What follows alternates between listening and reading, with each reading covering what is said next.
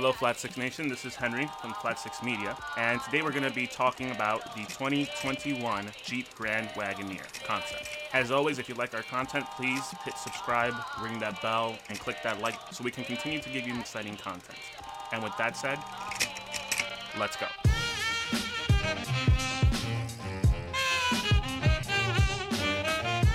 Growing trends for SUVs in the US, is there room in the US market for another large-size family mover? Now, once upon a time, Jeep was the standard for all things related to SUV. You had your Ford Broncos and you had your other like vehicles, but at the end of the day, Jeep was where it's at. The Ford Explorer, the Cadillac XT6, the Cadillac Escalade, the Chevy Tahoe. What do all of these vehicles have in common? They're all full-size SUVs.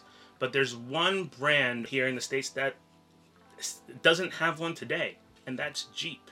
Yes, Jeep does not currently have a full-sized SUV, and yet with its presence and the amount of time that it's been in the market, you would think that it would be playing in the same field as the other manufacturers. Even Honda has the Pilot and Toyota has the Sequoia, and those are all really awesome and large full-size vehicles that can haul 7 to 8 people. Jeep has decided to throw its hat in the ring by reintroducing the Grand Wagoneer, also known as the Wagoneer in its regular and base trims.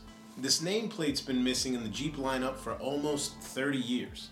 It'll be the new 3-row SUV that replaces the defunct Jeep Commander, which disappeared several years ago.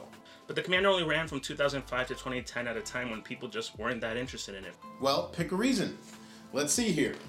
We have styling. Oh, styling. Reliability issues. And perhaps Jeep just wasn't executing like its SUV counterparts. It wasn't luxurious enough, it didn't give you as much space as the others, it had not enough buttons and technology like the other brands did. So at the end of the day, Jeep just hasn't been playing in the same game with the other brands for the last 10 years. Right off rip, this Jeep looks stately and it looks like it belongs in a higher tax bracket, more so than anything Jeep have done before. Starting with the front styling, you're greeted with a dazzling light show. And the Wagoneer letters light up like a billboard at the front. It still holds cues to the original with the 7-piece opening grille that adorns all Jeep models, and the forward brow bump that is synonymous with the original Jeep Wagoneer, but with a tasteful update that brings it into the future. As you bring the car to life, it dazzles you with an Audi-esque waterfall light show in the front, with dual LED headlights on each side that swivel, LED fog lights, and lots of black chrome accents. The tall, boxy, and muscular front end is very much like its counterpart SUVs. It looks great. Where it sets itself apart are in the body lines, as well as some of the accents that are laid around the vehicle to pay homage to the original Wagoneer. The side profile, what can I say? It's very SUV-like. But there are some cool accents like lines flowing from the front of the grille all the way to the back of the vehicle, where the vehicle is actually at its widest. The Wagoneer, though, is a pretty interesting design. If you look at the side of the car, the pillars, the color is all going up and through the pillars. I actually like the way that looks. It makes it look full and modern, and those pillars are met at the top of the vehicle with an all-black roof. And you have trapezoidal wheel arches that connect it to the original, except it's sitting on some beautiful black chrome 24-inch gargantuan wheels that I really hope make it to production because they look amazing. And we can't talk about wheels without talking about the suspension. Yes, this is a big SUV that's sitting on the Ram 1500 body, so you would think it's a pickup truck, but it's actually not rolling on leaf springs. It's actually rolling on a proper suspension. I imagine that the lower trim Wagoneers are going to be rolling on standard suspension all the way around, with optional air suspension in all of the trims. I would imagine the air suspension would be part of the higher Grand Wagoneer trims. The back. What can I say? It's a back, and it's probably the least favorite part of the truck for me, even though it has some cool accents with the black chrome and the LED lights. It's really not my favorite because it just has like this upside down cupcake look that's not for me. Perhaps slap on a little lip roof spoiler for the top, maybe a place that you can also hide the windshield wiper for the back window. A lot of people are going for those 7-seaters for the additional space, storage, utility overall. So with the Grand Wagoneer, Jeep is stepping into that game with a ton of technology, some plush seating, and some interesting design aesthetics. As a concept, what they've done is they've introduced 7 screens into the interior of this vehicle. You get one as in the main cluster of the driver, which I believe is likely to actually pull through.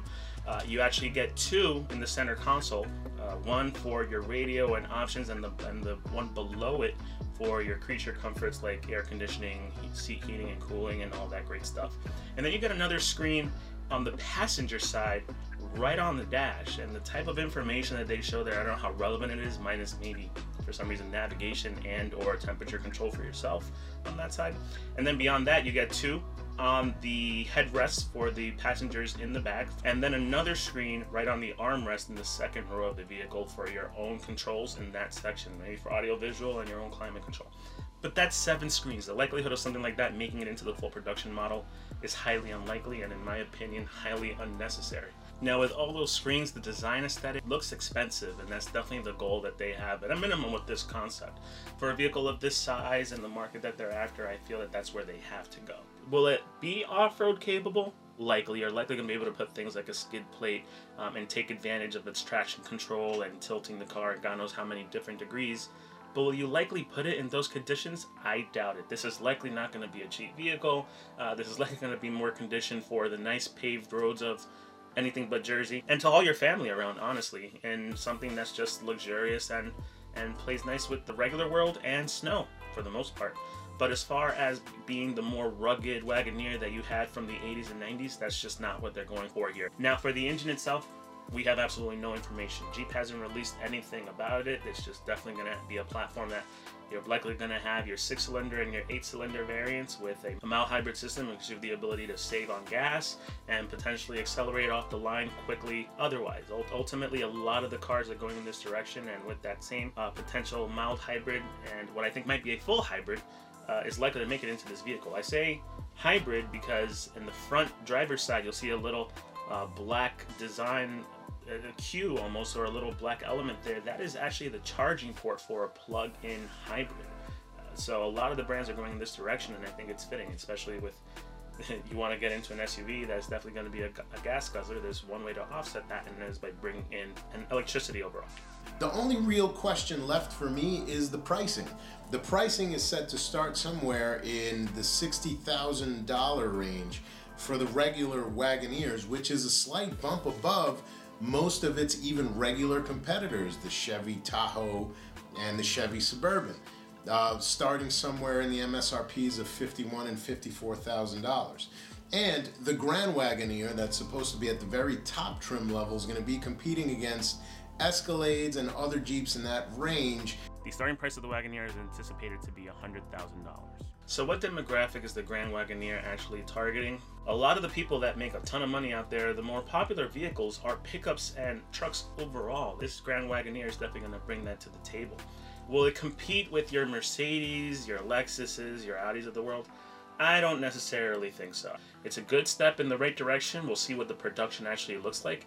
If it's something like this, then it's something worthy of getting excited for. And maybe this is a new direction that the brand is going to be pushing their SUVs towards. So it has the looks, it has the presence, and it has the styling. I really hope that they can keep it within reason so that it can compete with the big boys, because you know what? Jeep has put in a good effort. They've done a very good job with the details in this car, and I'm actually proud and excited to see what the production model is going to look like. The fit and the finish. Will they be able to create a product that will be able to compete at the same level as these other brands? They have a bit of a checkered history in the past, and I'm really looking forward to them changing that reputation, because it's looking good and I really like what they're putting forward. And that'll be TBD until it hits showrooms next year in 2021. This is Nelson with Flat 6 Media. This is Henry with Flat 6 Media. And that's our take on the Jeep Grand Wagoneer Concept.